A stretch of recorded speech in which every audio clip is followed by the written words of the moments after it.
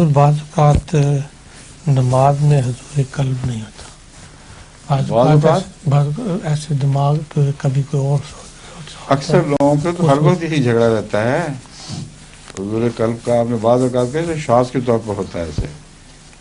یہ مسلسل جد و جہد ہے. حضرت مسیح علیہ السلام فرماتے ہیں کہ قیام کا لفظ بتا رہا ہے ہر وقت نماز گرنے کی کوشش کرے گی، ہر وقت مستعد رہنا ہوگا اور قائم کرو قائم کرو.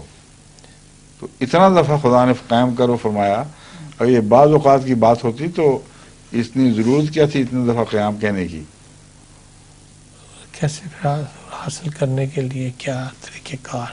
ایک تو کوشش کرنی چاہیے، جدوجہد. اس طریقہ کار کے متعلق میں خطبوں میں ذکر کر چکا ہوں پہلے بھی. اصل آخری وجہ یہی ہے توجہ کے ٹوٹنے کی کہ دوسری توجہات سے زیادہ دل لگا ہوا ہے، اور اس توجہ میں وہ لطف نہیں ہے جو دوسری توجہات میں ہے.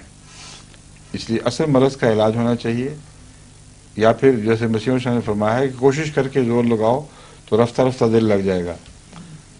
مگر بیماری تو یہی ہوتی ہے، اگر ایک ماں کوئی کام میں مصروف ہو اور بچے کی چیخ یا تڑپ کی آوازیں آ رہی ہوں تو اس کا دل کام میں لگ ہی نہیں سکتا دھیان.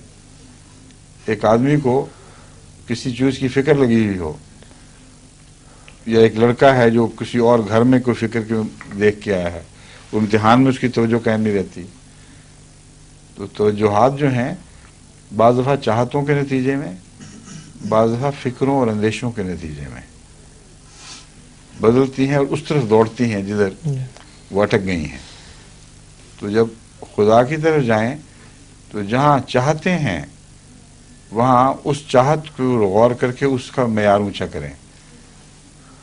جہاں فکریں ہیں، فکر ہے، وہاں بھی اس کی طرف توجہ ہونی چاہیے جو فکر دور کر سکتا ہو، ورنہ فکر سے توجہ ٹوٹتی نہیں. اب اگر اچھا ڈاکٹر آ جائے بیمار کے بعد تو اچانک ماں کی توجہ ڈاکٹر کی طرف ہو جائے گی. بچے کی توجہ ہی اس توجہ کو گھیر کر ڈاکٹر کی طرف لے جائے گی. تو جب آپ کہیں گے ایا کا نعبدو، تو جو فکریں آپ کو کھینچ رہی ہیں بار بار وہاں وہ اکٹھی ہو جائیں گی مخاطب کے ساتھ کہ الحمدللہ خدا تو آ گیا اب یہ فکریں ہیں میری، ان کا تو علاج کر. تو بڑے زور کے ساتھ توجہ مرکوز ہو جائے گی. مختلف طریقے ہیں، ایک نہیں، بے شمار مسائل ہیں جو نماز کو گرانے میں کوشاں رہتے ہیں، اور انہی کے مطابق ان کے حل بھی الگ الگ ہیں. ٹھیک ہے.